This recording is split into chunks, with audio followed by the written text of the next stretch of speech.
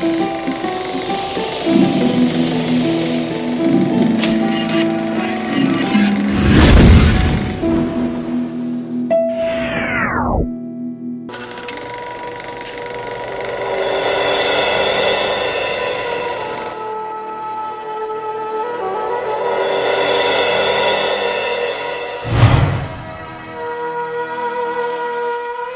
sur table.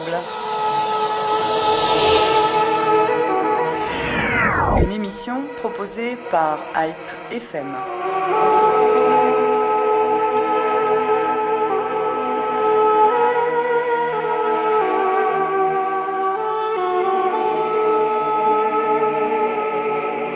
Ensemble, construisons l'avenir de l'Arménie et de l'Artsakh. La semaine du Phonéton est lancée depuis ce jeudi pour engager la communauté arménienne de France dans cette belle aventure humaine, patriotique et humaine qui consiste à créer les bases d'un État fort et d'une société développée. Un numéro, le 0810 24 24 24, qu'il faudra retenir tout au long de cette semaine et au-delà de cette semaine pour ceux qui sont en vacances, les retardataires, pour faire votre don. Vous allez être contacté par les bénévoles du Fonds arménien de France qui lance cette opération, avec lequel nous avons lancé cette opération jeudi en recevant le nouveau directeur exécutif du Fonds arménien tout court, l'ensemble de la famille du Fonds arménien, Haykak Archamian, qui était avec nous ce jeudi. Et aujourd'hui, nous poursuivrons, et c'est une tradition sur IPFM, les samedis sont consacrés à cette belle aventure qui est le Phonéton, avec Harutun Kevorkian, secrétaire national du Fonds arménien de France. Bonjour. Bonjour. Rafi Ekimian, chargé de mission dans le cadre du programme Solaire en Arménie. Bonjour. Bonjour. Nous serons rejoints dans quelques instants par Solen Kevorkian, qui est le directeur du Fonds arménien de France, et nous serons en ligne avec plusieurs intervenants, dont Pedros Terzian, président du Fonds arménien de France, Asmi Kevorkian, directrice marketing Ecodavouche, donc elle sera avec nous depuis l'Arménie, Romaric Puto, qui est formateur éleveur, qui nous parlera de son expérience, Hovhannes Kevorkian, représentant de la République d'Artsakh en France, Christophe Dossikian, Nicole Minassian, Richard Santourian et Gérard Karagosian, respectivement les responsables ou présidents des centres d'appel de Paris, de Lyon, de Marseille et de Toulouse. Et commençons avec vous, Harutun Kevorkian, sur le message principal à retenir pour cette énième campagne du Phonéton du Fonds arménien de France. Alors, comme ça fait plus de 10 ans que ce type d'opération est mené, il y a toujours un petit risque d'affaissement. Et je crois au contraire que cette année, compte tenu de l'évolution politique, sociale en Arménie, on a un devoir de mobilisation et il me semble qu'on doit envoyer un message très clair à l'Arménie, à nos frères arméniens, en leur disant on a entendu votre appel et nous nous mobilisons à nouveau pour collecter les moyens nécessaires à continuer notre action sur le terrain et à la rendre efficace. C'est-à-dire que Nicole Pachignon, vous voulez dire, nous a apporté une bouffée d'oxygène, et puis ça, toute cette atmosphère positive de reconstruction de l'État, mais d'une manière profonde, institutionnelle, la lutte contre la corruption. D'ailleurs, on en parlera tout à l'heure avec Pedros Terzian de cette lutte anticorruption, et qui, quelque part, a touché aussi la vie du Fonds arménien, mais pas en termes de corruption, mais en termes d'abus de pouvoir, si je puis dire, de mauvaise utilisation des fonds du fonds. Mais cette histoire, on va la relayer pour apporter de la transparence. Oui. Aussi. Mais en tout cas, ce climat positif devrait pouvoir nous faire dire, si les Arméniens en Arménie font cela, à nous de faire le reste ici. Oui, je crois qu'au fil des ans, on a réussi à établir en France un climat de confiance, une relation de confiance avec nos donateurs. Et ils l'ont vérifié en voyant les réalisations sur le terrain. Donc ce mot confiance, il est absolument capitale. Alors, on doit la maintenir et on doit la développer et je dirais même engendrer un climat positif. Voilà, le message à passer. Combien de bénévoles cette année? Je sais que tous les ans, on parle de plusieurs centaines de bénévoles à travers la France. Environ 600, environ toujours, oui, d'habitude. Pour pouvoir couvrir l'ensemble des postes et pouvoir appeler environ les 50 000 familles qui sont dans nos Alors bases de justement, données. est-ce que d'année en année, le fichier se développe, se remplit par de nouvelles adresses, nouveaux contacts, ou ça stagne, ça y est, on est 50 000, c'est tout? Non, il s'est surtout développé au cours de ces dernières années avec des fichiers d'entreprise qui contribuent, qui ont un régime fiscal un petit peu différent des particuliers et qui apportent une contribution maintenant non négligeable. Le pourcentage de contribution des entreprises d'année en année s'élève. Alors on a vu quelques projets dont on parlera tout à l'heure, comme le stade de rugby à Stepanakert qui a été réalisé grâce aussi à l'apport des entreprises françaises. Hein. Absolument. En fait, souvent, ce sont des fondations d'entreprises qui ont une relation assez particulière avec leur siège et qui investissent dans des projets culturels, humanitaires, etc. et qui, en l'occurrence là, grâce à des liens plus ou moins directs avec des milieux arméniens, apportent leur contribution. Le bon exemple, c'est la Grande Récré, par exemple, qui est très fidèle depuis un nombre important d'années et qui mène des opérations sur le terrain à travers nous depuis pas mal de temps. Alors nous sommes rejoints par Soulen Kevorkian, le directeur du Fonds arménien de France. Bonjour. Bonjour. Un homme qui a la chance de passer une bonne partie de sa vie en Arménie et qui va nous apporter donc cette expérience arménienne de l'action du Fonds arménien. Alors, première chose dont on a envie de parler, c'est les retours des gens. Quand ils voient le travail depuis des années qui est mené, qui a commencé avec rien du tout, et aujourd'hui on parle de ferme, le Premier ministre en visite à la fromagerie, il goûte vos fromages. Quels sont les retours après tant d'années d'efforts? En fait, la ferme du village de Lusadzor est un exemple en Arménie. Il y a peut-être quelque chose de particulier. En plus de cet exemple, c'est que il y a une fabrication de fromage et il faut dire au niveau actuel de l'Arménie, c'est que ces fromages sont de qualité. C'est un point important et par exemple, je pense tout à l'heure on appellera Asmi Kevorkian, on vend ces fromages en Russie, on les a adaptés au goût des Russes.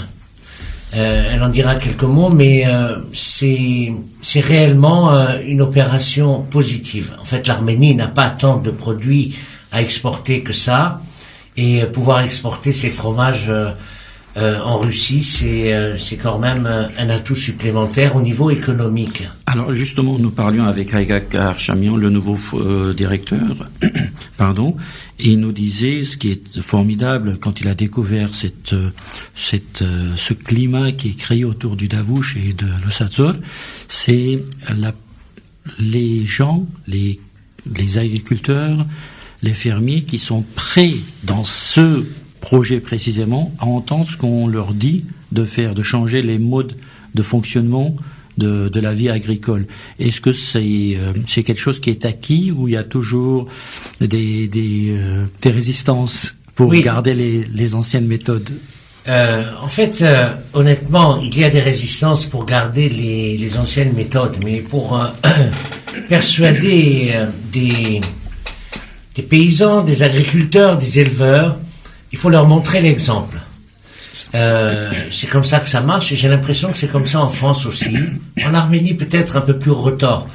On a fait venir en 2018, c'est un peu la nouveauté, des experts, à la fois pour l'élevage, pour l'agriculture, également un fromager, Et petit à petit, donc, ça rentre dans les esprits. C'est-à-dire qu'il est clair qu'à un moment donné, quand on arrive à avoir plus de récoltes sur un hectare donné, puisqu'il y a peu de terres agricoles dans le Tavouche, c'est une zone assez cabossée, je dirais, de l'Arménie, les gens commencent à s'intéresser.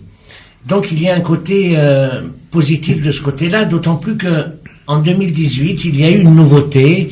On a commencé à faire cultiver 60 hectares de terres irrigables dans la région du Tavouche, tout autour de la ferme de Loussadzor. C'est un point important parce que ce sont des terres qui n'étaient pas cultivées depuis 25 ans. Donc elles étaient devenues très dures, ça devient comme de la pierre quand c'est pas cultivé. Et là, on a eu beaucoup de retours, beaucoup de paysans qui sont venus, à qui on donne des semences. C'est le petit plus que nous avons. Et ils se mettent à labourer leur terrain et on leur achète la production. Grosso modo, donc la production pour les 200 vaches que nous avons à la ferme de Loussadzor, la production, elle demande à peu près pour les nourrir 7 à 800 tonnes à l'année. C'est énorme. Donc, avec ce projet-là, avec une ferme de 200 vaches, on fait travailler à l'année, même si une partie est en saisonnalité, on fait travailler à peu près 500 familles, ce qui est un point important. Évidemment, il y a des répercussions dans la région. Imaginez que demain, on fasse une deuxième, une troisième, une quatrième ferme. Ça serait assez fantastique pour ce Tavouche. Alors justement, tout à l'heure, nous parlerons de tous ces projets avec beaucoup plus de détails, mais pour parler 2 mots avant d'entamer là encore, d'entrer dans les détails, Rafi Ekimian, donc l'énergie solaire, c'est un projet dont on parle depuis 2-3 ans sur notre antenne.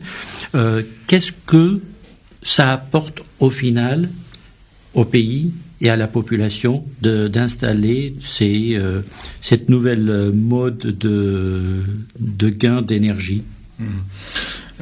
Alors il faut dire que nous visons 2 types de publics. Le premier, ce sont les structures publiques d'Arménie et d'Artsakh. Donc pour le Phonéton, c'est surtout l'Artsakh, c'est uniquement l'Artsakh d'ailleurs. Structures publiques sur lesquelles nous installons des panneaux solaires photovoltaïques. Alors bon, on ne le sait pas forcément, les panneaux solaires photovoltaïques produisent de l'électricité. Et donc grâce à ces installations, les dispensaires, les écoles, les hôpitaux, les centres communautaires qui sont dotés de panneaux photovoltaïques vont pouvoir avoir de l'électricité gratuitement. Cette électricité, ils vont la consommer eux-mêmes, donc ça va leur faire des économies d'énergie et des économies financières. Et d'autre part, il est prévu en Artsakh, en Arménie, ça se fait déjà, que le surplus d'électricité qui sera produit puisse être revendu sur le réseau. Et cela va permettre donc à toutes ces structures de disposer de revenus financiers supplémentaires. Donc ça, c'est le premier volet, c'est celui qui est destiné aux structures publiques. Le deuxième volet, ce sont les familles. Les familles, alors on a essentiellement travaillé dans le Tavouche. On a 7 villages qui sont soit équipés, soit en cours d'équipement. Et en Artsakh, on a commencé, on va bientôt finir d'ailleurs, d'équiper le village de Karindak, qui est juste en dessous de Chouchi, qui est un village qui a une histoire assez héroïque, notamment pendant le conflit avec l'Azerbaïdjan. Et donc toutes les familles de ce village, ça fait 133 familles, vont être dotées de panneaux solaires donc thermiques cette fois-ci, qui permettent de produire de l'eau chaude. Eau chaude que les familles soit n'avaient pas, soit avaient peu, soit de l'eau chaude qui générait des dépenses importantes en gaz ou en bois de chauffage. Donc c'est du confort en plus. Et ce sont des économies d'énergie, et je ne parle pas de l'aspect écologique qui est moins important, qui semble moins important, mais qui est tout à fait réel parce que ce sont des émissions de CO2 en moins. Bien entendu. Donc nous sommes avec le président du Fonds arménien de France, Bedros Terzian, qui pendant quelques mois avait, en plus de ses fonctions de président du Fonds arménien de France, d'autres fonctions, d'autres responsabilités dans cette nouvelle ère qui se propage en Arménie.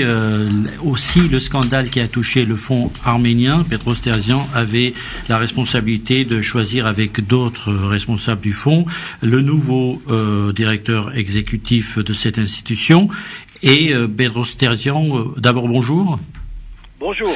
Merci d'être avec nous. Alors, on parle d'une nouvelle ère, on parle de nouvelles missions et de nouvelles perspectives pour le Fonds arménien tout entier, pas que de France.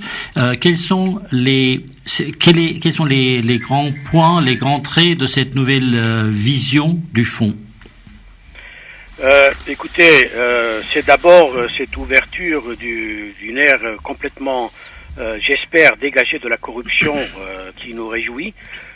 Pendant longtemps, nous avons dû nous battre d'abord contre l'environnement en Arménie marqué par la corruption, et il fallait convaincre nos donateurs que, en dépit de cet environnement, nous, au Fonds arménien, on était capables de travailler dans la transparence et en toute fiabilité. Aujourd'hui, la preuve est faite, puisque dès que le gouvernement a changé, dès que la révolution s'est mise en place, on a contrôlé tous les comptes du Fonds arménien pour savoir ce qui s'était passé. Eh bien, le résultat, on l'a. Tout est parfait, tout a été parfait. Les comptes sont bons. Il n'y a pas eu de détournement, il n'y a pas eu de gaspillage. Le message que nous avons donné pendant 2 décennies à nos donateurs a été vérifié, et c'est aujourd'hui donc un très grand soulagement pour nous tous, parce que nous avons pu résister à l'environnement de corruption pendant toute cette période. La preuve a été faite. Et donc aujourd'hui notre tâche est plus facile en quelque sorte, parce que nous n'avons plus à convaincre les gens que nous sommes capables de travailler dans un environnement de corruption, en dépit d'un environnement de corruption. Aujourd'hui, la preuve est faite que nous avons fait cela, et maintenant, nous avons avec nous l'avantage de cette révolution qui apporte de l'espoir aux gens, le sourire sur les visages que l'on voit quand on est à Yerevan, et même parfois aussi en province, à Davouch, à Stepanakert par exemple. On voit un vrai changement, et j'espère que le Fonds arménien va profiter de ce changement, et que de nouveaux donateurs vont nous rejoindre. Ceux qui étaient réticents, ceux qui se disaient c'est pas possible que dans un tel environnement ils puissent vraiment travailler en toute transparence, eh bien j'espère que ceux-là maintenant vont nous rejoindre. Alors justement, pour les perspectives, je recevais jeudi Haïka Kachamian, le nouveau directeur exécutif. Il y a des discussions autour d'une nouvelle envolée du fonds pour d'abord récolter plus de fonds et proposer de nouveaux projets. Est-ce qu'on peut aujourd'hui déjà proposer dans les grandes lignes ces nouveaux projets à proposer, à concevoir? Ces 3 derniers mois, j'ai eu plusieurs réunions de travail avec le président de la République d'Arménie, le président de l'Artsakh et le Premier ministre, Nikol Pachinian. Et chez tous les 3, il y a unanimité sur des ambitions nouvelles pour le fonds. Tous les 3 sont déterminés à tout faire pour développer l'activité du fonds, augmenter les ressources du fonds et s'engager vers de nouvelles voies. Alors, nous sommes en train d'explorer ces nouvelles voies. Il y a des idées pour le moment qu'on est en train d'explorer, et il est trop tôt pour dire quelle sera la voie qui sera choisie ou les voies qui seront choisies. On est en pleine étude là-dessus, et dans quelques mois, j'espère que les choses seront plus claires. Mais ce qui est absolument clair, c'est qu'il y a une détermination de la part des 3 personnes que j'ai citées pour aller de l'avant, pour développer l'action du fonds et lui donner plus d'ampleur. Quelques-uns d'entre eux n'étaient pas au courant des détails de l'action du fonds. Par exemple, le Premier ministre Pachinian, par exemple le président de la République d'Arménie, Monsieur Armel Sarkissian, il n'était pas tout à fait au courant des détails de l'activité du Fonds arménien. Le président de l'Artsakh, lui, était au courant, Bagos Sahakian. Mais les 2 autres lorsqu'ils ont pris connaissance de toute l'action, de tout ce qui a été réalisé depuis 25 ans, ils étaient admiratifs, ils me l'ont dit. Ils se rendaient pas compte de tout ce qui a été fait. Et donc maintenant, nous avons avec nous des alliés de poids, et j'espère que grâce à eux, grâce à la nouvelle stratégie qui va se mettre en marche, nous allons pouvoir réaliser des choses encore plus belles. Allô ? Oui. Vous êtes toujours avec nous, très bien. Je suis là, oui. Oui, il y a une coupure. Donc, vous disiez, vous écriviez dans votre lettre, dans le courrier du Fonds arménien de France, qu'il y a même des représentants d'autres États, surtout du Moyen-Orient, un peu jalousant un peu cette initiative arménienne, voudraient mettre en place un fonds équivalent dans leur pays. Quelle impression ça donne aux autres? Là, vous avez parlé du président et du Premier ministre qui découvrent, et quand c'est les autres qui découvrent, quelle impression ça donne, cette institution du Fonds arménien? Écoutez, d'abord une impression amusée. J'étais un peu amusé lorsque ce ministre des Affaires étrangères m'a approché en me disant j'ai entendu parler de votre... Vous n'avez pas dit de quel pays dans votre lettre, vous allez le dire? Non, je ne le dirai pas. Je ne vous le dirai pas non plus. Et puis, bon, j'ai dit oui, je lui ai expliqué ce qu'on faisait. Et il a dit on voudrait nous faire la même chose. Alors je me disais dans ma tête que vu les circonstances dans lesquelles ils vont travailler, ils pourront pas. Mais bon, je me suis retenu. Je lui ai dit mais bien sûr, allez-y, ce sera très utile, etc. Mais ensuite, je me suis dit finalement, nous autres Arméniens, nous ne nous rendons pas compte de la chance que nous avons d'avoir un outil de travail comme le Fonds arménien. Les autres, les étrangers, eux, ils se rendent compte. Mais pour les Arméniens, c'est comme si ça allait de soi. Mais ça ne va pas de soi. Ça ne va pas de soi de constituer une association de ce genre qui réunit l'ensemble des forces actives du monde arménien en son sein, qui est présente dans 23 pays, qui fait des projets de développement que normalement un État devrait faire, un gouvernement, des routes, des canalisations d'eau, des hôpitaux, des écoles, et par centaines, hein. C'est pas 10 épaules, c'est pas 10 canalisations d'eau, c'est des centaines.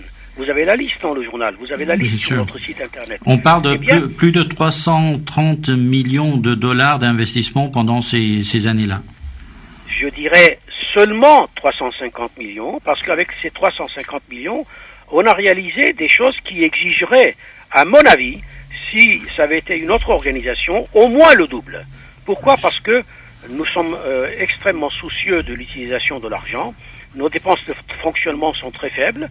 Et je vous assure, je vous donne un exemple. Une organisation comme la Banque mondiale, les frais de fonctionnement sont de l'ordre de 35%. Une organisation comme USAID, les frais de fonctionnement sont encore plus élevés. Chez nous, en Arménie, c'est de l'ordre de 4 à 5%.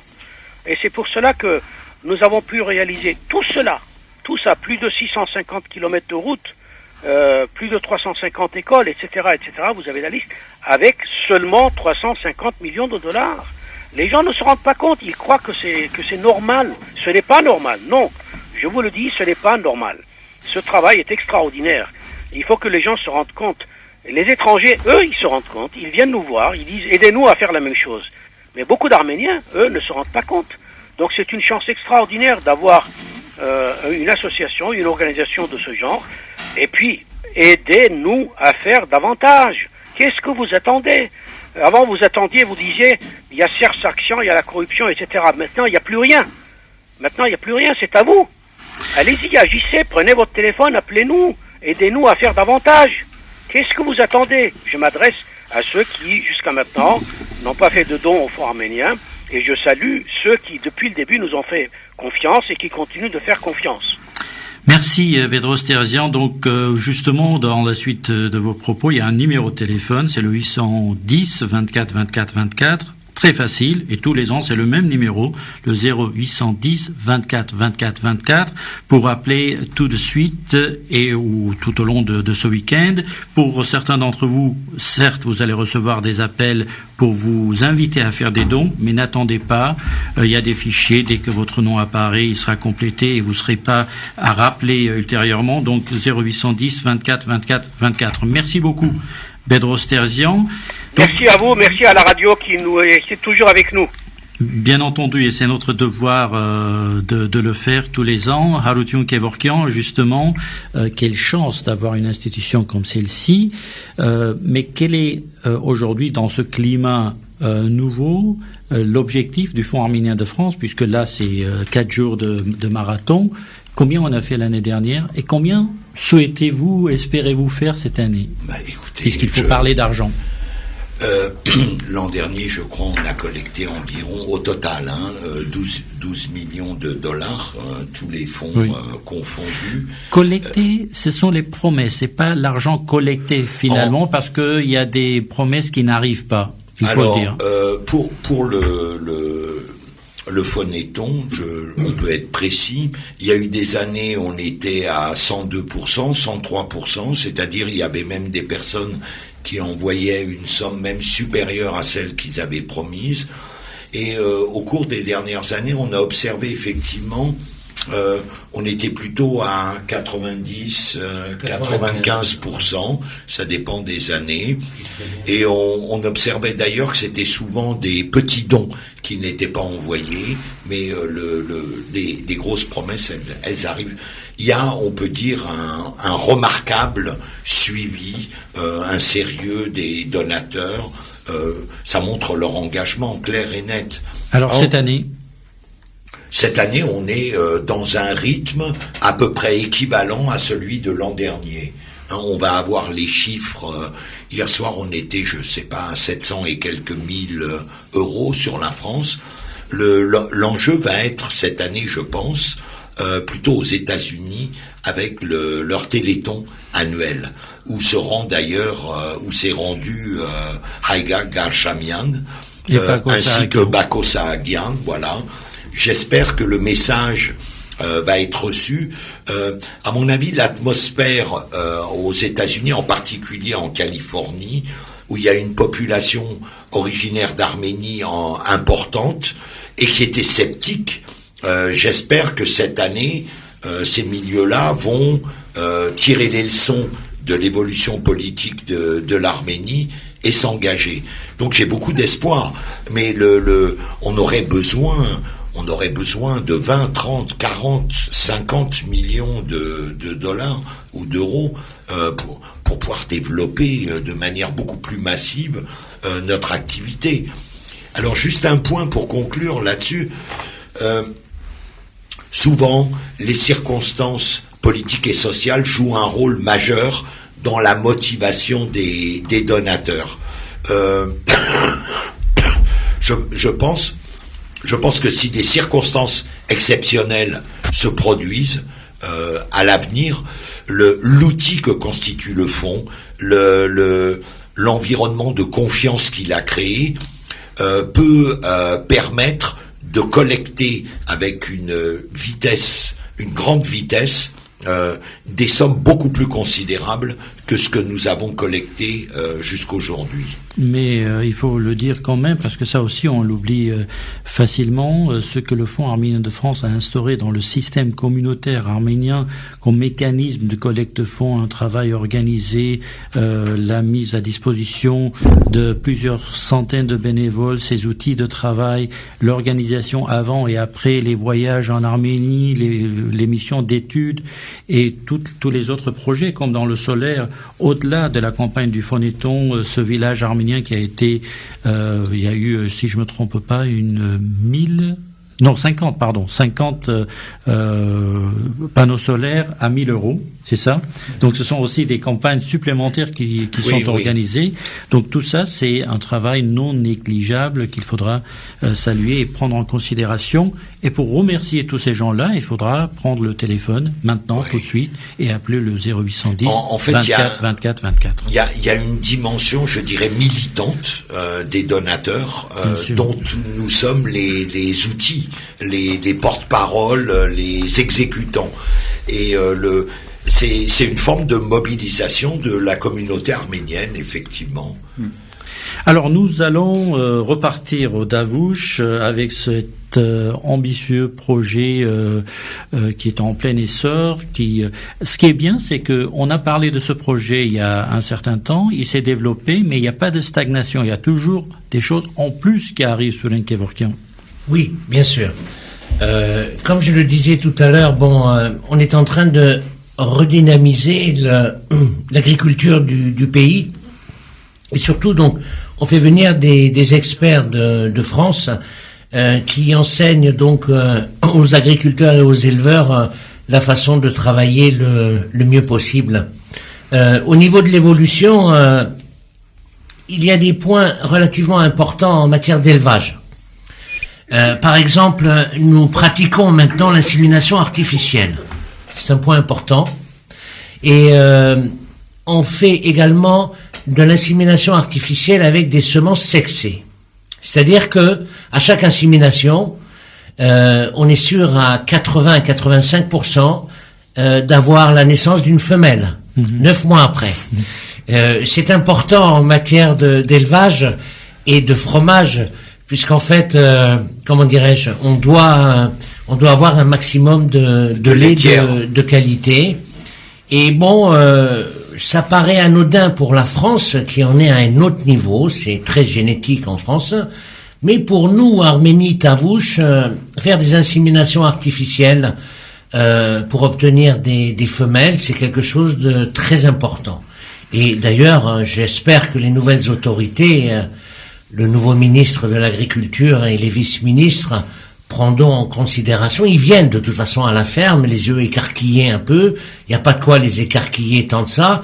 Je pense que on peut reproduire très facilement ces inséminations artificielles, c'est pas peu de choses, quoi, parce que acheter une vache à l'étranger, c'est 2400 €, transport compris, c'est énorme quand même.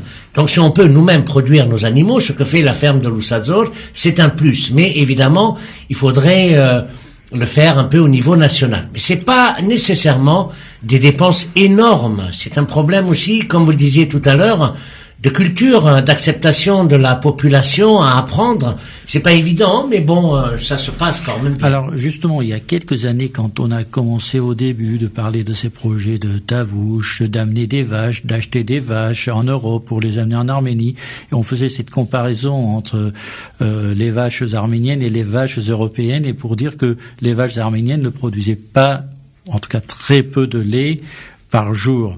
Quelles sont les quantités? Est-ce qu'il y a une amélioration dans la production de lait? Non, en fait, les vaches caucasiennes qui peuplent essentiellement l'Arménie sont des vaches qui n'ont pas été traitées, qui n'ont pas été travaillées. On parle, par exemple, je parlais tout à l'heure de génétique. Ce sont des vaches qui se sont reproduites entre elles. Et il y a un problème, c'est qu'à un moment donné, ça dégénère.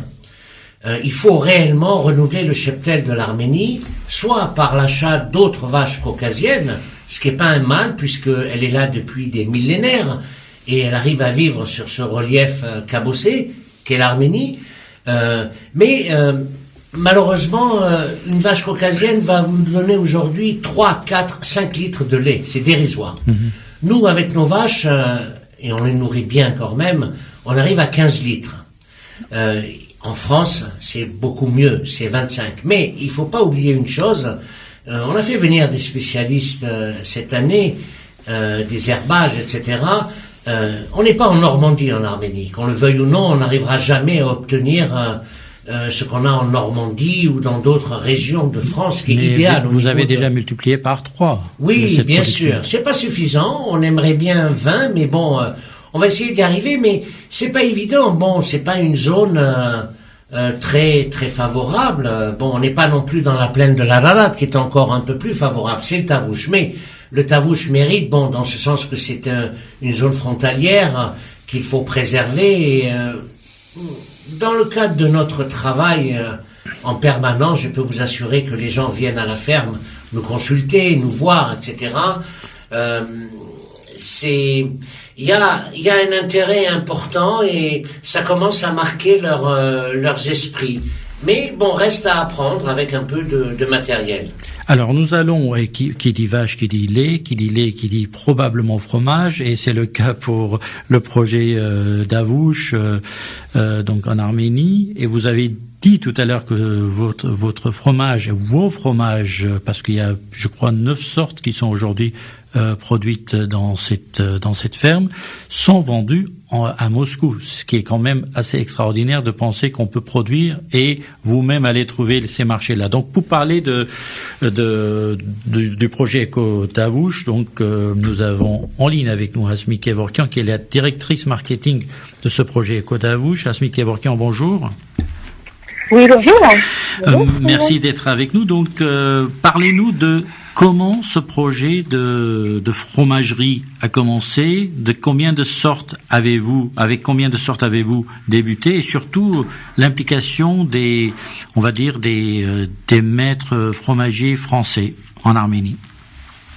Oui, en fait, je vais vous expliquer. Ce projet a commencé vraiment, la production des fromages a commencé depuis 2015.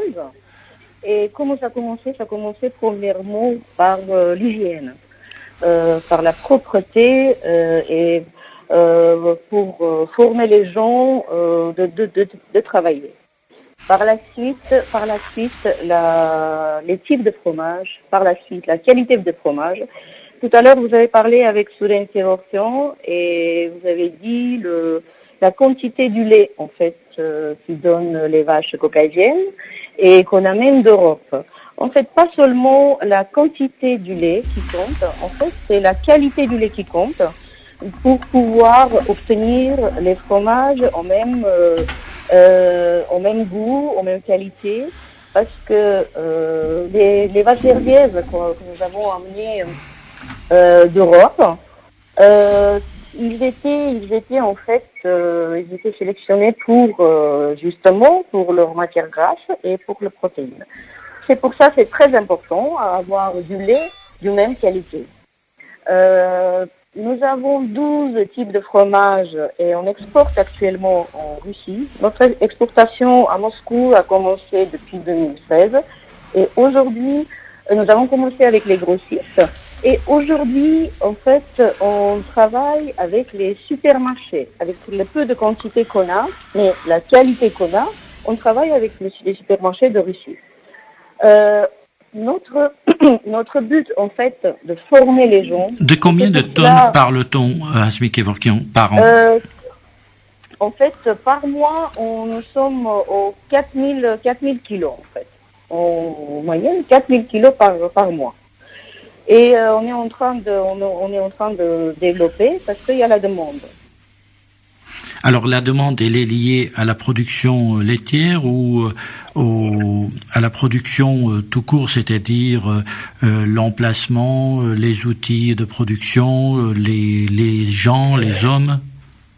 Non, mais bien sûr, tout compte. C'est pour ça on invite chez nous les fromagers. Monsieur Patrick Frangin, qui se déplace chez nous pour apprendre produire les vrais fromages, en fait. Parce que vous savez, c'est un métier. Et c'est pour ça qu'on a besoin des spécialistes, pas seulement les fromagers, on a besoin des fermiers. Il nous manque en Arménie, une professionnalisme. Un peu beaucoup. Mais ça, on a besoin vraiment pour former les gens, pour qu'ils soient plus professionnels dans leur métier. Vous vendez aussi en Arménie? Oui, bien sûr. On vend en Arménie aussi. Alors, qu'est-ce que ce fromage du projet Eco Tavouch a de meilleur, de différent par rapport aux produits qu'on trouve sur le marché local? D'ailleurs, il faut goûter. Voilà, pour savoir. Et premièrement... Et vous pouvez nous en envoyer, hein. Il n'y a aucun problème. Il fallait me dire, je vous envoie. Il n'y a aucun problème. En fait, la structure. En fait, pour produire quelque chose, il faut commencer d'étudier le marché. Soit en Arménie, soit en Russie, ça a été fait une étude du marché et la demande de type et de goût de fromage que les gens demandent. Et par la suite, a été demandé la texture. En fait, vous savez bien, les fromages arméniens, ils sont trop salés. Et nous, on fait le contraire. On fait pas salé du tout, nos fromages. Voilà. Et plusieurs types différents. Et encore, on avance. Et encore, pour le développement, bien sûr, il nous faut les outils. Il nous faut encore les gens. Ça aussi, c'est assez lié avec ce projet pour que les gens, ils ont l'endroit de travail, leur salaire. C'est ça, tout ça, globalement, il donne un développement économique et d'agriculture au Tavush. Alors, Solène Kevorkian, le malheur des uns parfois fait le bonheur des autres. Est-ce que les sanctions agricoles imposées par la Russie envers l'Union européenne est une chance pour l'Arménie pour développer des fromages de qualité, pour les vendre avec de belles marges sur ce marché qui manque de fromage en réalité? Oui, bien sûr. Le marché russe. Oui, bien sûr. Effectivement, c'est une chance. Il est clair qu'à un moment donné, ces sanctions seront levées. On ne sait pas, dans 2 ans, 5 ans, 10 ans. En tous les cas, ça reste pour l'Arménie l'occasion de rentrer dans le marché, puisqu'en fait, tout ce qui est alimentaire, il y a un effet d'accoutumance, de goût pour les personnes. Et je pense qu'une fois qu'on aura bien installé ce fromage d'Arménie, en général je parle, le fromage d'Arménie en Russie, on pourra conserver cette possibilité-là. En tous les cas, c'est une chance parce que il y a 2200 kilomètres entre le Tavush et Moscou. On met 2 jours et demi, c'est relativement peu, il n'y a pas de droit douanier. En général, c'est une chance pour l'Arménie. On doit jouer, sans aucun doute, sur l'agroalimentaire. Au niveau de la production, donc, ma femme disait tout à l'heure, donc à peu près 4 tonnes par mois, ça fait 50 tonnes. Mais au train où avancent les choses, dont je parlais tout à l'heure, on va sans doute arriver à 70-80 tonnes en 2019. Bon, c'est relativement peu, mais pour une fromagerie, on arrive à rentrer dans les supermarchés, quoi. Merci, Hasmik Kevorkian. Oui, je vous en prie. Voilà, et aussi, c'est la commercialisation, c'est les ventes de la production qui va nous permettre d'avoir un autofinancement par la suite. Très bien, donc on est dans une démarche de développement, de progression.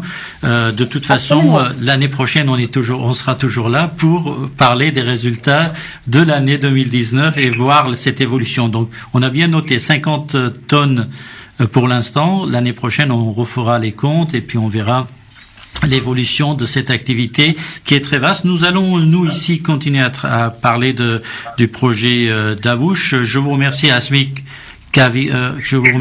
Kevorkian. Je rappelle que vous êtes avec nous depuis le Tavush en Arménie. Une bonne continuation. Merci.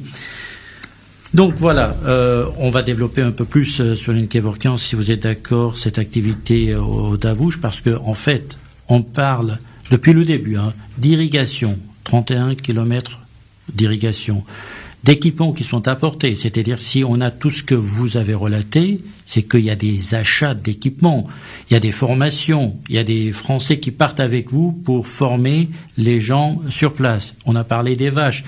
On peut parler de plein de choses. On va parler vous avez parlé de distribution de semences tout à l'heure.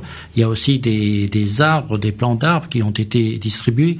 Donnez-nous toute cette panoplie de projets, d'initiatives réalisées déjà pour que nos auditeurs voient l'immensité du travail du Fonds arménien de France. Oui. Il faut dire une chose, on a du mal à partir de la France à s'en rendre compte, Mais la population du Tavouche est extrêmement pauvre. Ils n'ont pas même l'argent pour acheter des semences.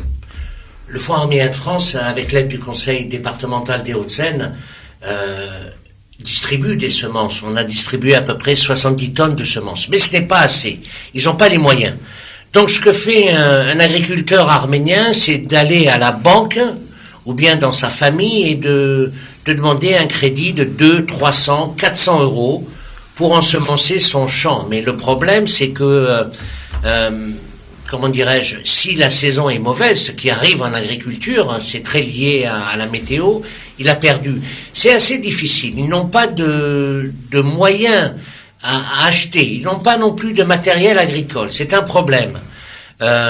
Pour la première fois cette année, le Fonds arménien de France a travaillé avec une organisation internationale qui s'appelle l'UNDP. C'est une grosse organisation et ils financent, eux, à hauteur de 80% l'achat de matériel agricole et le village doit, lui, apporter les 20%.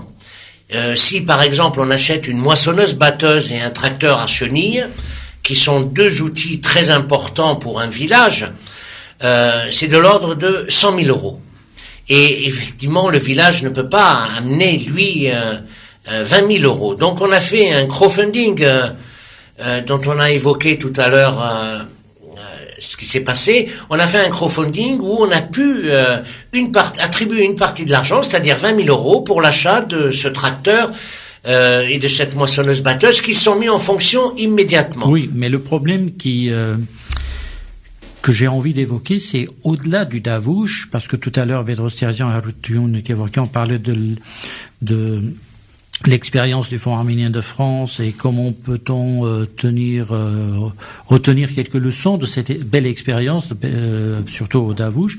Comment faire aussi ailleurs? Parce que là, c'est un tracteur, c'est un village, c'est un projet, alors que l'Arménie a des besoins multiples. Est-ce que cette question, Arutun Kevorkian, est évoquée avec les responsables du pays pour prendre exemple et développer, ne pas rester sur le Tavouche? Écoutez, dès l'origine, il y a deux éléments essentiels. Le premier, c'est que nous nous sommes concentrés sur des zones frontières où il y avait un grave problème de travail, de social, et il s'agissait, c'est une lutte quotidienne, on peut dire, pour enraciner cette population sur place et lui donner des moyens d'existence. Ce que nous faisons, c'est une sorte de laboratoire, presque expérimental, de méthode plus rationnelle, évidemment, donc de formation. Il y a tout un pan de formation aussi qui est derrière notre activité sur place. Et Soulen évoquait la notion de modèle. Oui, nous voulons donner des modèles pour convaincre les paysans locaux que il y a des moyens le bon exemple, par exemple, c'est l'introduction de la production du kaki dans la région. C'est des dizaines de milliers de plants qui ont été... et si vous allez dans les villages de la vallée qui va vers la frontière azerbaïdjanaise, vous verrez maintenant des kakis énormes. Et ces kakis, qu'est-ce qu'ils font? Eh bien, ils viennent alimenter le marché. Ils viennent alimenter le marché de Yerevan en particulier, alors que dans les années précédentes, ces kakis, on les faisait venir de Géorgie. Donc, on a réussi à acclimater sur place. Alors, pour les autres régions, je pense que si on continue cette expérience positivement, on pourra sans doute l'adapter également dans des régions comme le Lori ou la région de Gümrük qui a grand besoin. La région d'Ararad n'est pas concernée parce que la région d'Ararad, où il y a des facilités multiples, elle a déjà réussi sa transition agricole, on peut dire. Elle a déjà réussi, et essentiellement avec des capitaux privés. Là-bas, c'est plus facile. C'est des régions frontalières qui sont problématiques et qui expliquent que notre engagement soit concentré là-bas. Et surtout peut-être que la terre elle est plus fertile dans la plaine de l'Ararat, contrairement à certaines régions. C'est plat, il y a de l'eau, il y a plein d'avantages. Et Kimian, sur ce sujet. Oui, je voulais intervenir d'une part pour dire que l'exemplarité est très importante dans tout ce qu'on fait. En matière d'agriculture, donc la ferme, c'est un modèle dont on souhaite qu'il se répande, qu'il serve de référence, et on voit que beaucoup de gens s'y intéressent. C'est la même chose pour l'énergie solaire, ce qu'on fait dans certains villages. Il y a les villages à côté qui voient comment ça se passe, qui s'y intéressent, et d'autres familles qui s'équipent. Pour les panneaux solaires, en fait, généralement, quand une famille s'équipe, les voisins voient comment ça marche, les autres ont envie de s'équiper aussi. Je voulais revenir aussi sur un autre aspect. C'est sur les coopérations du Fonds arménien. Souren Kevorkian a parlé tout à l'heure de l'UNDP. Alors il faut préciser que l'UNDP, c'est le programme des Nations Unies pour le développement. C'est une organisation qui dépend directement des Nations Unies, qui est présente dans 170 pays et qui aide les gouvernements à atteindre des objectifs de développement et de développement durable. Donc nous, Fonds arménien de France, nous avons initié cette collaboration avec le programme des Nations Unies pour le développement en Arménie. La première opération que nous avons menée, c'est celle dont parlait Souren, c'est l'équipement pour 2 villages de Khashtarak, de Lusahovit, donc qui sont très proches de la ferme, équipement avec un tracteur et une moissonneuse-batteuse, pour lesquels le PNUD a apporté 80% du montant. Et on continue cette collaboration avec ce programme des Nations Unies. Là, dans le cadre du Phonéton, il y a une partie des fonds collectés qui vont servir à financer une coopérative qui est dans le Tabouche, une coopérative qui est composée de 7 femmes et qui s'appelle les plans de Chinari, donc c'est dans le village de Chinari.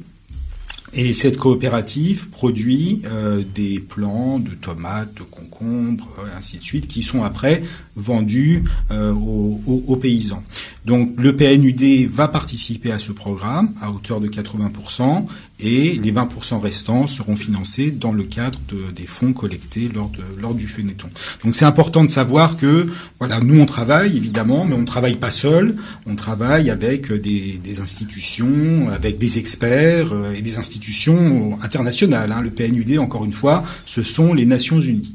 Alors, j'imagine bien que s'il y a des expériences réussies, les expériences vont se renouveler aussi sur d'autres villages, sur d'autres régions. Tout à fait. Alors pour les panneaux solaires, c'est un petit peu particulier, mais en matière d'agriculture, d'agriculture et d'entrepreneuriat en règle générale, le programme des Nations Unies pour le développement d'Arménie a un programme qui touche tous les villages frontaliers du Tabouche. Ça fait 45 000 personnes. 45 villages et 62 000 personnes. Et donc là encore, toujours avec le principe du cofinancement, et on est en contact régulier avec le PNUD pour initier le plus possible d'opérations ensemble. Alors on va voir la situation sur le terrain, c'est-à-dire les centres d'appel où aujourd'hui, depuis 2 jours déjà, les bénévoles sont mobilisés, ils vous appellent, ils préparent leurs fichiers, ils corrigent leurs fichiers pour que l'année suivante, ces fichiers-là soient mis à jour grâce à vous. Donc vous pouvez appeler le 0810 24 24 24, mais vous allez recevoir aussi des appels. Et j'ai le plaisir d'avoir en ligne Christophe Dessikian, chargé du centre d'appel de Paris. Christophe Dessikian, bonjour. Bonjour à vous. Quelle est la situation dans le centre d'appel? Vous avez changé de lieu cette année? Oui, on a toujours des lieux professionnels comme l'an dernier, mais cette fois on est en plein centre de Paris. Et donc c'est très agréable et donc très accessible aussi. On avait jeudi et vendredi une plateforme de 35 postes téléphoniques. Ça n'a pas suffi donc sur les 2 jours. Aujourd'hui, samedi et dimanche, on double cette plateforme. Donc on ouvre sur 70 postes téléphoniques. Donc vous pouvez appeler, on est prêt à vous accueillir. Sur le plan financier, peut-être. Alors, justement, on est prêt à vous accueillir. Comment faire que un bénévole qui aujourd'hui vous entend, que peut-il faire? Qui peut-il appeler pour venir vous rejoindre? La démarche est la même. On fait le numéro Azur, le 0810 24 24 24, soit pour faire un don, soit pour effectivement proposer de venir nous rejoindre. Ça pose absolument aucun problème. Utilisons ce même numéro. De toute façon, le numéro Azur vient sur le plateau téléphonique de Paris, d'où qu'on appelle. Très bien. Parlons de résultats. Alors, les résultats sur Paris, on est actuellement à, pour donner un chiffre précis, 425 291 € sur Paris. Sur la France, on est à 858 790. Vous pouvez accéder à ces résultats en direct sur le site du Fonds arménien. En bas à gauche, vous avez un petit onglet résultats en direct. Donc jusque dimanche soir, vous pourrez accéder et voir en direct l'évolution. Donc fondsarménien.org. Voilà, vous allez sur le site, vous tapez simplement Fonds arménien de France sur le site, sur Internet, et vous arrivez directement sur le site. Très bien. Voilà. Nous sommes plutôt sur l'ensemble des catégories, plutôt dans le vert. Effectivement, on est plutôt en progression positive cette année. Et avec deux particularités, c'est que nous avons des ex-donateurs qui donnent maintenant. La somme est pas très grande pour le moment, mais il y a 11 500 € en plus. On avait très peu d'ex-donateurs l'an dernier. Et pareil, on a aussi des prospects qui reviennent vers nous, donc c'est plutôt intéressant. Donc on a des nouveaux donateurs, ex-donateurs et prospects qui nous rejoignent. Quand vous dites ex-donateurs, ce sont des anciens donateurs qui ne payaient plus ces dernières années. Oui, parce qu'il y a des donateurs certaines années qu'on n'arrive par exemple pas à joindre. Ou certains donateurs qui nous disent cette année j'ai un peu moins de moyens et donc on les invite à nous rejoindre l'année suivante en espérant que la situation aille mieux. Donc c'est des donateurs qui n'ont pas participé soit l'année dernière, soit les 2 ou 3 années passées et qu'on arrive à ressolliciter là, et ça c'est vraiment intéressant. Après effectivement nous avons nos fidèles donateurs, donc là sur Paris on est à plus 3%. Donc c'est aussi un bon chiffre. Est-ce qu'on a de gros donateurs, comme on peut l'entendre un peu partout aux États-Unis ou ailleurs, des gens qui donnent des grosses sommes? Oui, nous avons aussi des donateurs qu'on a plus importants. On appelle aussi de gros donateurs référents. C'est vrai que là, le contact se fait plus tôt et c'est bien aussi avec Bedros Tarzian, le président, ça leur permet de parler aussi et d'échanger un peu ensemble. On a effectivement des gros donateurs. Mais au-delà du phonéton, il y a aussi des personnes qui font des legs, qui aussi sont donateurs sur prélèvement mensuel. Donc il y a différentes formes de participation à l'action du Fonds arménien. Alors c'est la raison pour laquelle, si vous avez aussi des idées, chers auditeurs, appelez le Fonds arménien de France et partagez vos idées sur des possibles legs, sur d'autres formes que vous pourrez imaginer vous-même pour solliciter le Fonds arménien de France et proposer justement ces différentes formes de dons qui sont possibles et qui sont déductibles d'impôts. On oublie de le dire, mais tous ces dons-là sont déductibles d'impôts. 66%, c'est important, c'est très important. Donc la part restante à charge est faible du coup. Donc pourquoi pas participer, bien au contraire. C'est important. Et en plus de ça, c'est aussi un grand rendez-vous annuel. Il y a les bénévoles, il y a les donateurs, il y a des sympathisants. Il y a aussi les personnalités qui viennent nous accompagner dans la démarche. Je sais, vous aurez tout à l'heure à Marseille qu'il y a aussi des personnalités qui sont passées à Marseille. Et nous, ici à Paris, on a eu le grand honneur jeudi, fin d'après-midi, d'avoir la visite du président de la République de l'Artsakh, Bako Saakian, de l'ambassadrice d'Arménie en France, Asmik Dolmadjian, accompagné de Vanessa Kevorkian, que vous connaissez aussi, qui est le représentant de l'Artsakh en France, et également Haigag Archamian, qui est le nouveau directeur du Fonds arménien de France, que vous avez d'ailleurs eu sur vos plateaux jeudi matin. Et ça, c'est important aussi, puisque ça crée un émule. C'est important aussi qu'il y ait cette proximité. Et d'ailleurs, les personnes présentes sur les plateaux ont vraiment apprécié le lien humain, l'échange, la relation qu'ils ont eue avec Bako Saakian. C'était vraiment intéressant ce qui s'est passé ici, et c'est vrai que ça dynamise, ça motive, et ça nous pousse à aller beaucoup plus loin encore dans notre démarche. Merci Christophe Dossikian. Nous passons tout de suite au centre d'appel de Lyon avec Nicole Minassian qui est en ligne avec nous. Merci à vous. Nicole Minassian, bonjour. Bonjour. Merci d'être avec nous. Alors, comment ça se passe chez vous? Écoutez, nous sommes très satisfaits. Donc, actuellement, nous sommes à plus 1% de dons, et notamment sur les donateurs moyens, qui sont à plus 6%. Nous, au niveau des prospects, alors là, il y a un gros bond de plus 190%. Alors évidemment, ça joue sur des plus petites sommes, mais c'est toujours intéressant d'avoir plus de prospects qui deviennent des donateurs, puisque les années suivantes, ils seront catégorisés dans les donateurs. Et donc, pour l'instant, nous sommes tout à fait satisfaits des résultats. Malgré l'action des Gilets jaunes, aujourd'hui, nos bénévoles sont nombreux, ils sont présents. Certains ont pris le train et ne se sont pas démotivés. Ils sont là, ils sont toujours là, présents. Voilà, donc ça se passe au mieux. Alors justement, est-ce que vous avez eu des visites intéressantes de personnalités de la région ou d'ailleurs? Non, pas cette année. Donc l'année dernière, nous avions vu la vice-consul d'Arménie à Lyon, François Rocheboine. Cette année, François Rocheboine, député, n'a pas pu venir. Mais parce qu'il était hier soir à Lyon, il devait venir aujourd'hui, à Paris plutôt, il devait venir aujourd'hui à Lyon. Donc c'était un petit peu difficile pour lui, mais il est toujours très très fidèle en général. Par contre, nous avons, grâce au système de liaison vidéo entre les centres d'appel, nous avons pu assister et avoir une adresse de Bako Saakian, j'ai dit, donc qui s'est adressée aux bénévoles de province, de Lyon, de Marseille et de Toulouse. Et donc ça crée un lien entre les centres d'appel qui est très important pour nous, qui sommes quand même un petit peu éloignés du centre névralgique de Paris. Alors, de toute façon... tout ça, ça crée une communauté de liens entre les centres d'appel, et c'est très intéressant. On attendra donc les résultats finaux les dimanches, comme chaque année, dimanche soir, pour résumer un peu ces 4 journées de travail, d'intense...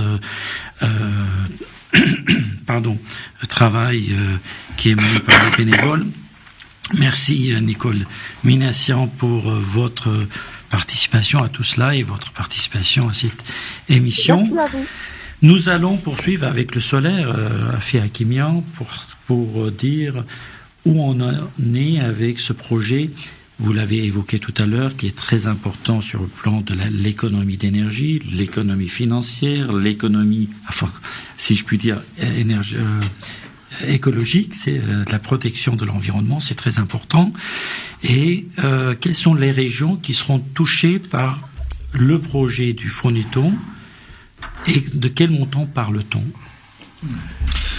Alors, pour le Phonéton, nous nous concentrons sur l'Artsakh.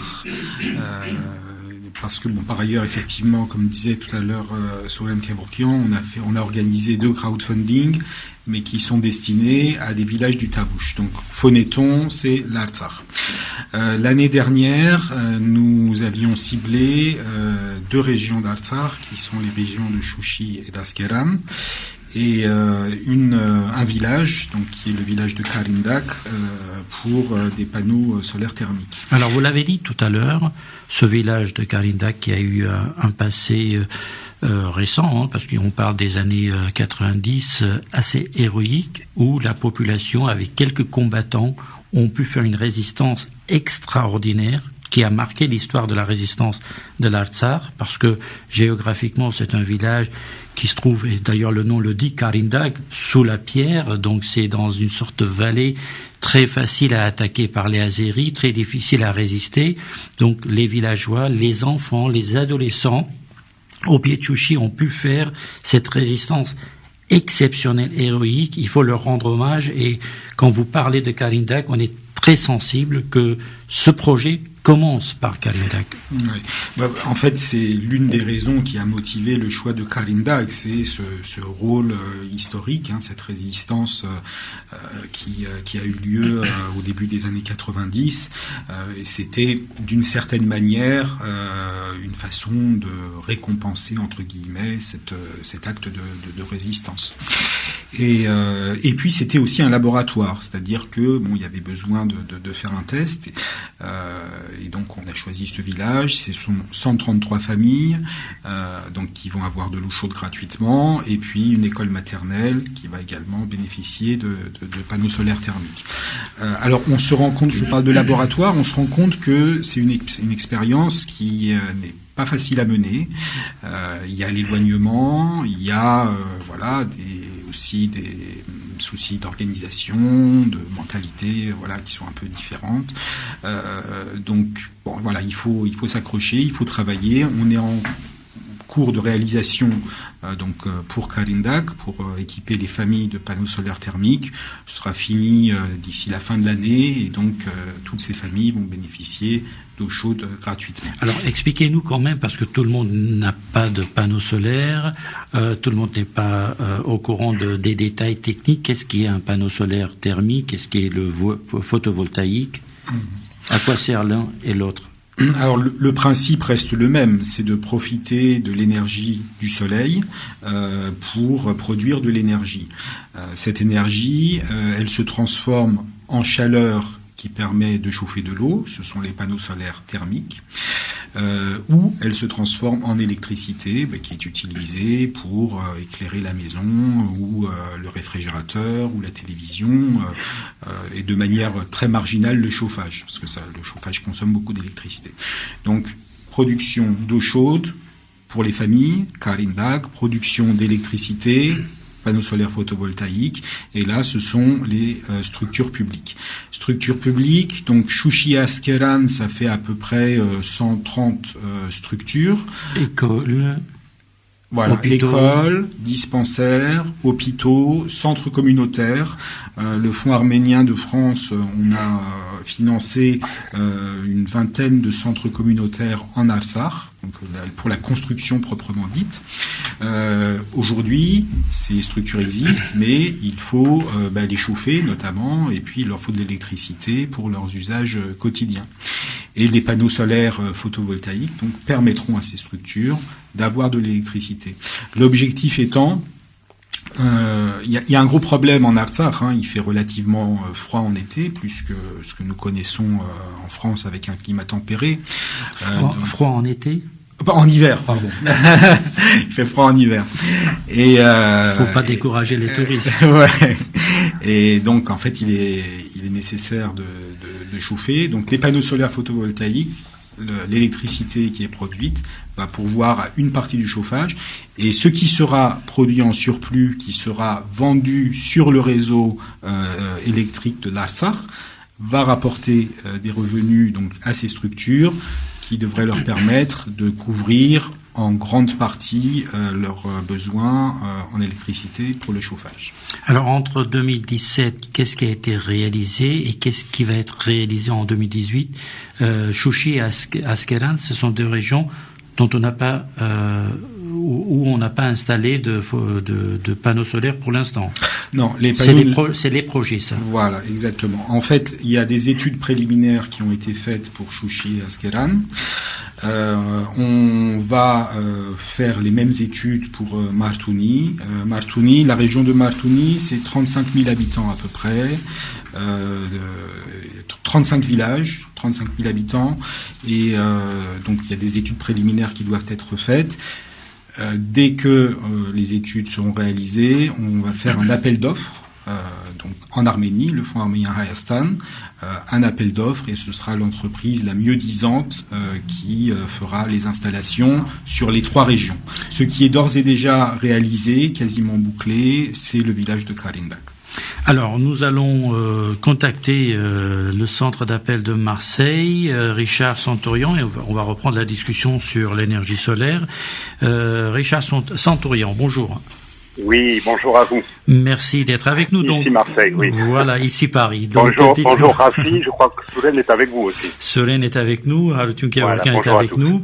Et dites-nous alors, ce qui nous intéresse aujourd'hui, c'est combien vous avez récolté? Alors, sur le centre de Marseille, donc nous avons commencé mercredi matin, donc nous commençons un jour plus tôt, donc là c'est plus des problèmes de logistique qui nous conduisent à ça, donc nous finirons ce soir. Donc des bénévoles en nombre beaucoup plus nombreux que l'an passé, donc ça c'est le résultat de tout ce que l'on a pu faire autour des réunions publiques cette année. Et là nous sommes aux alentours de, je vais regarder et je vais vous le dire en direct, nous sommes à 180 000 € sur Marseille. Nous sommes un tout petit peu au-dessous de 2017, mais 2017 on avait profité d'un très gros don d'une personne qui ne le refait pas cette année, parce qu'elle nous a fait un don encore plus gros au mois de mars suite à la réunion publique. Voilà. Donc nous sommes sur la ligne de 2017. Voilà.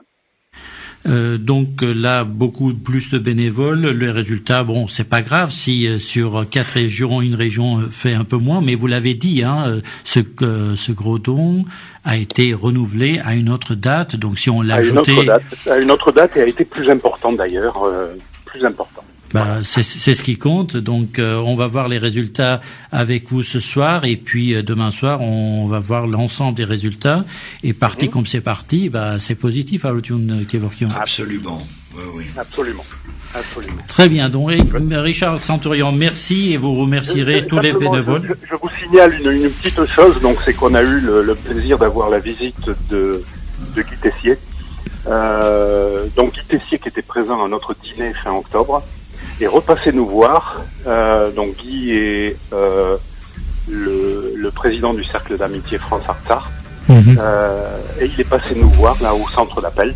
C'était jeudi après-midi. Voilà, je voulais simplement le signaler. Merci de l'avoir signalé. Donc merci à vous tous à Marseille pour le travail que vous accomplissez. Et nous passons à Toulouse, cette petite région arménienne en France, avec Gérard Karagosian, fidèle au poste. Monsieur Karagosian, bonjour. Oui, bonjour à tous. Alors, dites-nous, vous en êtes où, cette mobilisation? Et je sais que chez vous, il y a beaucoup de bénévoles français, je veux dire non d'origine arménienne, qui participent à cet élan de solidarité. Qu'en est-il cette année? Oui, effectivement. En fait, parmi les gens qui viennent, il y a des Arméniens de France, il y a des Arméniens d'Arménie, il y a des étudiants qui viennent, beaucoup de personnes de Yerevan, entre autres, qui sont à l'université, qui viennent nous donner un coup de main. Il y a aussi des retraités français, des amis qui viennent d'un club de bridge, par exemple. Voilà. Donc on essaye de fédérer un peu tous ces gens-là autour du Phonéton. Il y a des habitués qui sont venus des autres années, et ça se passe plutôt bien, et les résultats cette année sont à peu près corrects, parce que je vois qu'on était à moins 2 ou moins 3% par rapport à l'année dernière. On doit être à plus de 50 000 €, peut-être 52, 53 là. Et au niveau du nombre de bénévoles, écoutez, on a 12 postes, on va dire il y a 7-8 bénévoles, il y en aura une dizaine aujourd'hui, demain on fera le plein. Voilà, donc ça se passe plutôt bien, et puis l'ambiance est excellente, les gens sont motivés. Et ce qui est important, c'est que suite aux événements que l'on connaît par rapport au front arménien, eh bien finalement il y a très peu d'incidence. Je pense que le phénomène de francophonie, le phénomène un peu Aznavour et tout ça, ont des incidences plutôt positives, et ça masque un peu le reste. On a eu 1 ou 2 personnes qui nous ont raccroché au téléphone d'accident qu'ils ne souhaitaient plus donner, mais je dirais que c'est terriblement marginal, donc ça n'a pas d'importance. Merci Gérard Karagosian. Donc et bon courage. Et vous remercierez tous vos bénévoles. Salut tous les gens autour du plateau, bien sûr. Merci beaucoup. Oui, donc à l'année prochaine alors. À l'année prochaine. Très bien.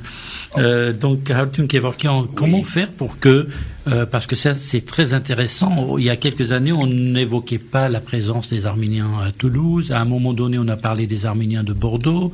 Il y avait les Arméniens de Nice qui se sont mobilisés une année. Pourquoi on ne mobilise pas plus de petites régions en France? Alors, effectivement, l'intérêt de décentraliser les centres d'appel, c'est que localement, les gens connaissent les donateurs potentiels, enfin, ils connaissent leur clientèle en quelque sorte.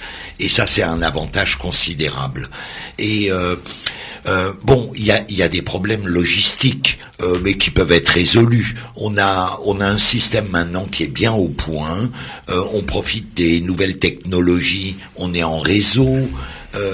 Un don qui est fait à Marseille est automatiquement imprimé sur notre imprimante qui se trouve au centre de Paris et mis sous enveloppe à Paris. Donc il n'y a pas de souci. Ça serait peut-être une option d'augmenter la décentralisation, pourquoi pas, pour avoir une proximité avec les donateurs encore plus importante. Ça crée aussi des proximités entre les Arméniens les bénévoles qui travaillent, c'est-à-dire se sentir c'est une ambiance en Bretagne et puis se sentir faire partie d'une grande famille, même si c'est une fois par an, c'est quand même ça a son sens. C'est vrai. Et peut-être qu'il faudrait qu'on creuse un petit peu. On cherche annuellement à améliorer notre organisation interne. Comme le disait un ami, pendant 4 jours, on se transforme en entreprise provisoire, mais qui doit être très professionnelle. Et c'est à peu près ce qu'on arrive à faire. C'est le cas. Mais vous avez raison, il y a aussi une dimension sociologique. Écouter les conversations au téléphone, c'est une manière de prendre la température d'une communauté, de voir un petit peu ses préoccupations, son état d'esprit, ses espoirs. C'est absolument passionnant. Alors, n'oubliez pas ce numéro pendant ces quelques jours, le 0810 24 24 24. Appelez et faites votre promesse de don. Rafi et Kimian, donc nous parlions d'énergie solaire. Combien coûte chaque panneau thermique? Alors les panneaux thermiques, ils coûtaient 1000 € lors de nos premières opérations. À Rashtarak, quand nous avons équipé le village, il y avait une 50aine de familles, on payait 1000 € le panneau thermique. Et puis, les prix diminuent, en fait. Les prix diminuent, et sur Karindak, dont je vous parlais tout à l'heure, donc le fonds arménien Hayastan a passé un appel d'offres, j'y ai travaillé aussi, et le résultat, le coût du panneau seul, sans installation, était de 300 €. Comment ça se fait? Ça se fait que c'est une très grande quantité. Et ça vient d'où? Ça vient de Chine. Mm-hmm. Est-ce que à Rashtarak, ça venait aussi de Chine ou ça venait d'Europe? Ça venait, il y avait une partie qui venait de Chine pour les tubes, et le réservoir était fabriqué en Syrie. D'accord. De manière très étonnante. Est-ce que, en termes de résistance dans le temps, est-ce que ce sont des panneaux qui sont résistants, qui peuvent durer très longtemps? Ce sont des panneaux qui sont destinés à durer, et pour le village de Karindak, dans l'appel d'offres, nous avons inclus une période de maintenance de 5 ans et une période de garantie de 5 ans. Donc les panneaux sont couverts. Je tiens à préciser quand même que dans le prix de Rashtarak, les 850 € dont je parlais, il y avait l'installation qui était comprise. Donc c'est ce qui explique aussi la différence. Donc ce qui est sûr, c'est que les prix diminuent de manière très conséquente en Arménie, y compris pour les particuliers. Et quand on travaille sur de grosses quantités, qu'on passe des appels d'offres sur de grandes quantités, évidemment, les prix sont beaucoup plus intéressants. Alors justement, Arutun Kevorkian, vous avez l'avantage d'avoir mis en place l'école l'EPIM au Rarapar, et vous êtes en train de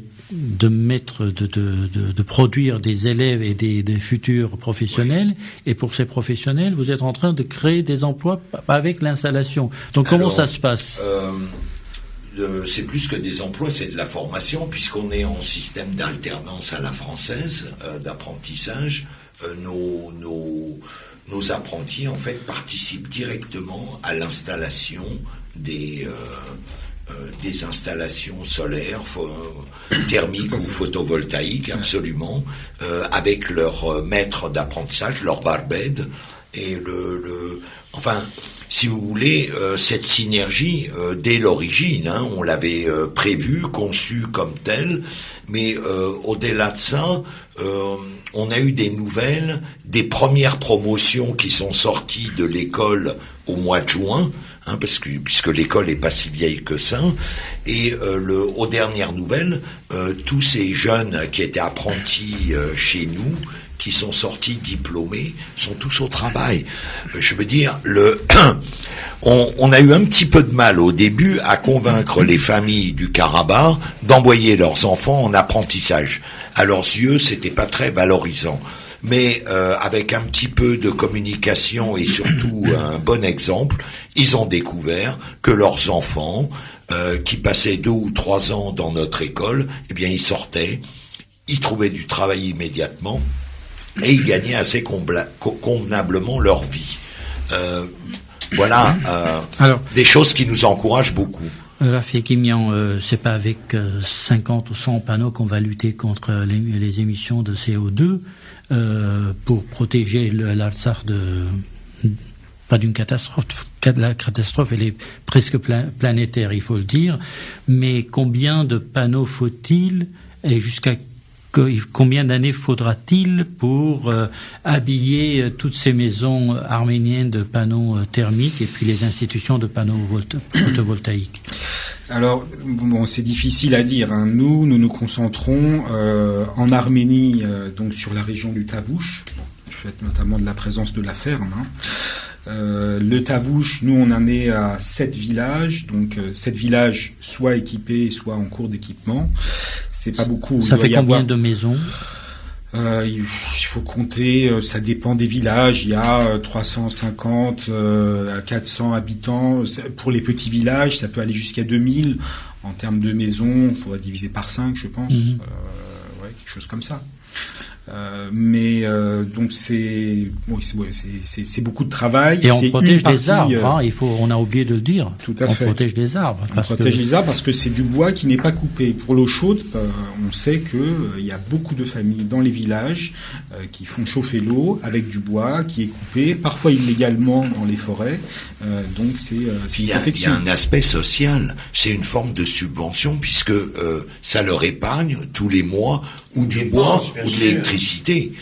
C'est quelques dizaines d'euros et pour eux c'est beaucoup qui sont épargnés grâce à ces chauffe-eau. Pour vous donner un exemple, une famille arménienne de 5 personnes, que ce soit en Artsakh ou en Arménie, c'est à peu près les mêmes coûts. En été, donc ils dépensent 6000 trams de gaz quand elles sont équipées du gaz, et en hiver ça peut monter jusqu'à 20 000 trams. Et le fait d'installer donc ces panneaux solaires thermiques fait considérablement diminuer la facture de gaz, parce que le gaz est essentiellement utilisé pour chauffer de l'eau. C'est cuisine et eau chaude, assez peu le chauffage. Donc ça permet effectivement à ces familles de mieux vivre en termes de confort, mais aussi en termes de revenus, parce qu'elles font des économies. Il y a aussi un aspect de sécurité qu'il faut souligner, parce que les poêles à bois qui sont utilisés dégagent du monoxyde de carbone, qui peuvent donner lieu à des intoxications, voire à des décès. Et puis là, évidemment, avec les panneaux solaires thermiques, le risque est complètement écarté. On voit toutes les bonnes raisons pour prendre le téléphone tout de suite, faire le 0810 24 24 24. Pourquoi pas appeler les copains, les amis, les voisins, frères et sœurs, ensemble faire un petit budget groupé et appeler le 0810 24 24 24 pour faire ces dons qui sont déductibles d'impôts à hauteur de 66%. Donc, pour terminer sur ce volet Artsakh, parce qu'on va parler à Arutun Kevorkian tout à l'heure aussi de 2 mots sur la Syrie, puisque c'est aussi un volet important de l'action du Fonds arménien de France. Nous sommes en ligne avec Hovhannes Kevorkian, le représentant de la République d'Artsakh en France. Hovhannes Kevorkian, bonjour.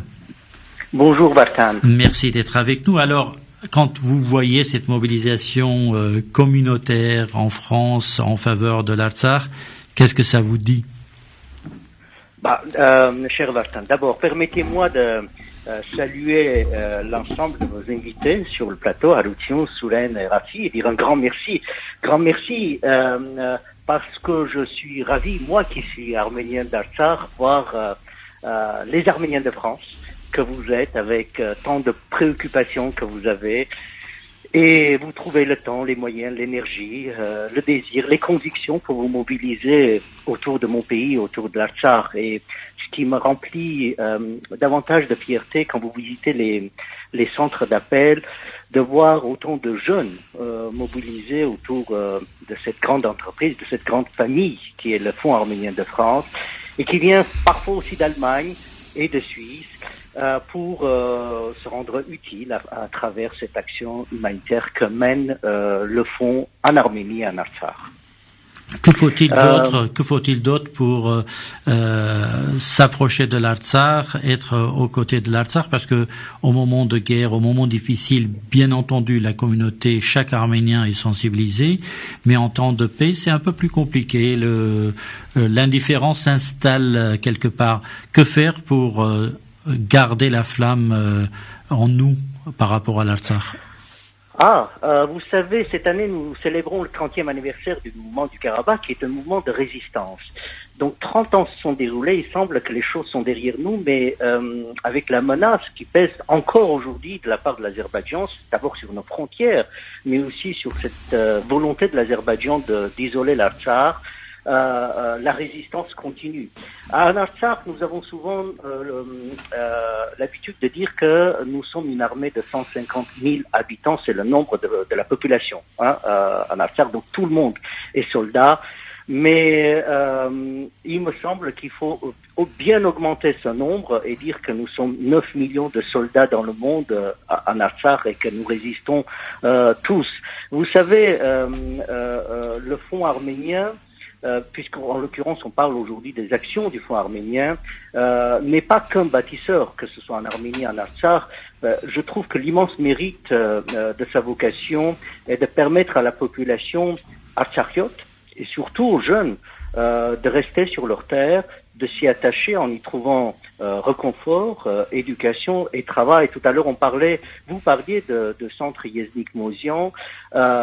Aujourd'hui, effectivement, pour avoir visité Chouchi il y a un mois, le directeur de cette école nous disait qu'en 2 mois, après une formation de 2 mois, des dizaines de jeunes arrivaient à trouver, de jeunes plombiers, arrivaient à trouver un travail et qui commençaient à gagner leur vie relativement bien, ce qui leur permettait de ne pas regarder ailleurs, vers l'étranger. Donc c'est tout ça aussi le Fonds arménien de France, et c'est la raison pour laquelle on ne cessera de répéter ce numéro, le 0810 24 24 24, pour... alors nous, on disait avant aider, apporter de l'argent, faire des dons, aider. Mais aujourd'hui, on n'est pas dans un concept d'aide à Arutun Kevorkian, on est dans une sorte de mobilisation générale pour construire, d'ailleurs c'est votre slogan, construisons ensemble l'avenir de l'Arménie et de l'Artsakh. On est en train de continuer à construire l'État arménien ou les États arméniens. Il y a un aspect en fait qui est sous-jacent à toutes les opérations que nous menons, c'est notre volonté de transfert de savoir-faire qui est absolument indispensable. L'EPIM est un bon exemple, mais le solaire à sa manière est un exemple aussi. On fait de la pédagogie quelque part. Et comme le disait Rafi, vous savez, on amorce en quelque sorte la pompe.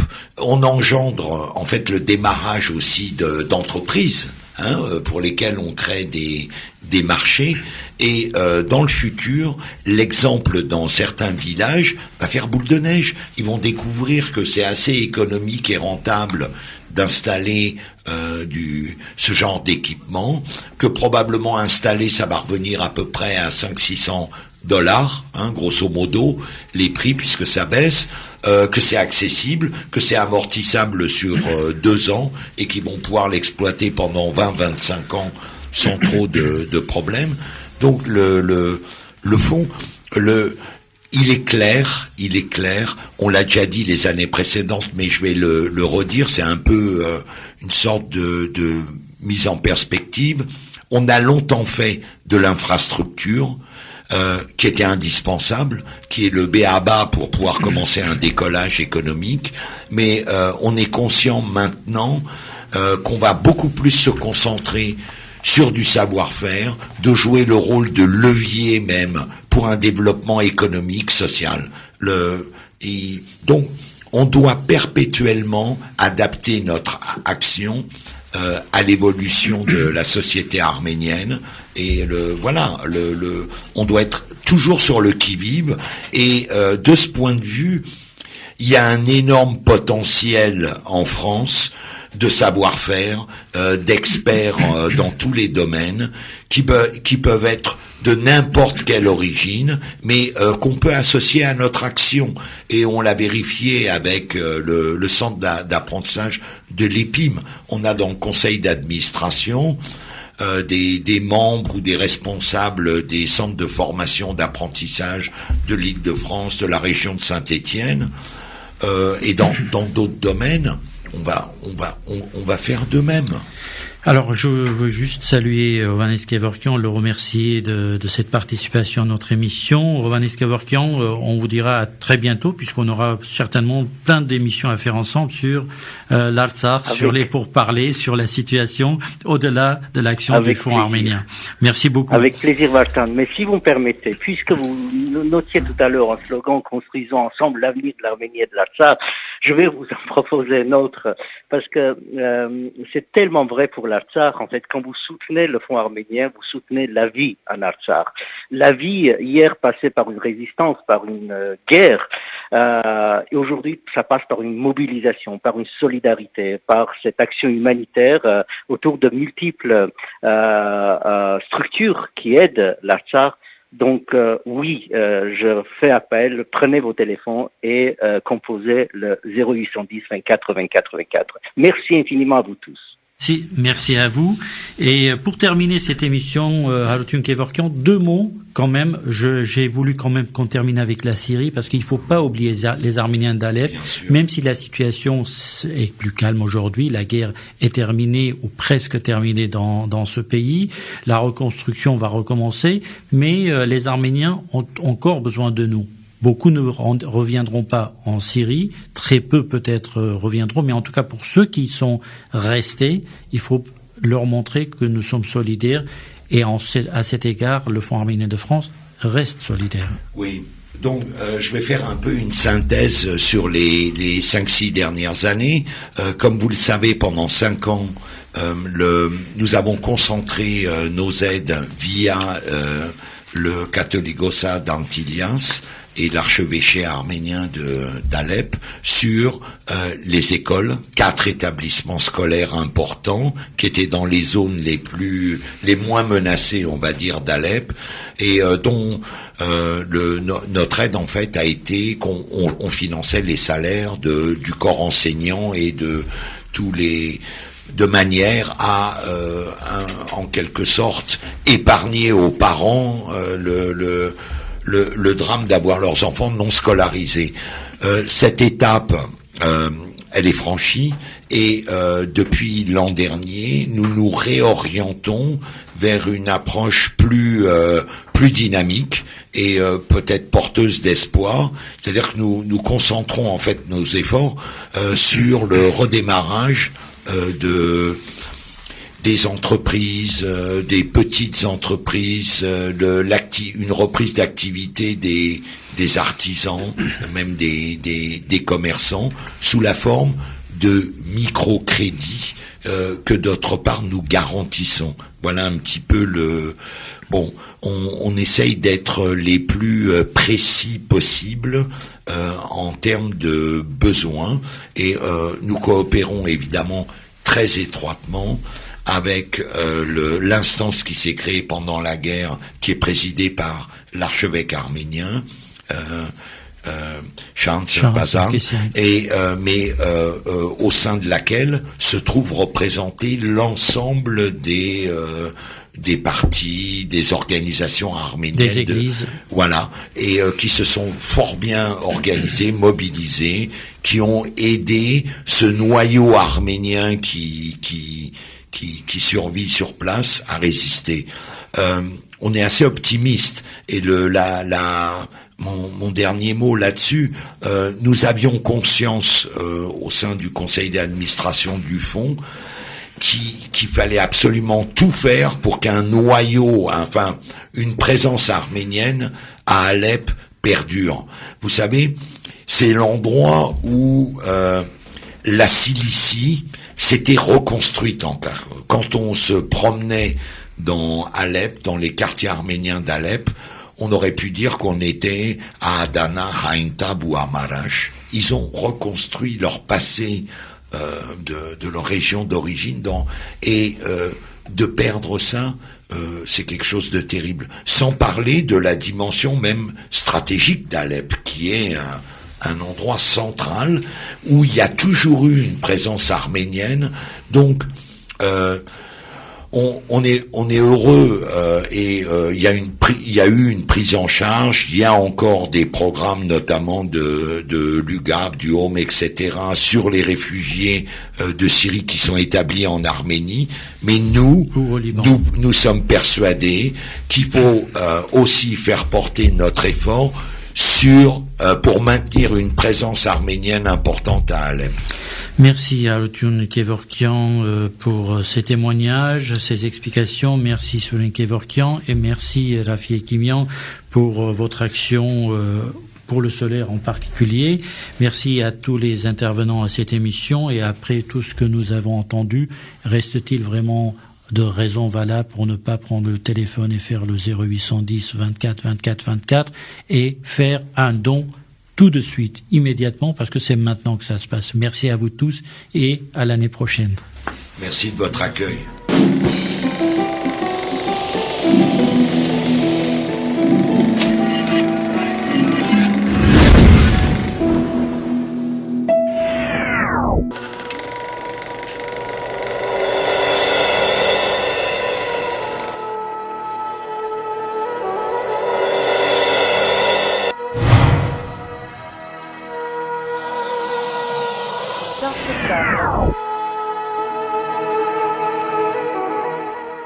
Une émission proposée par Hype FM.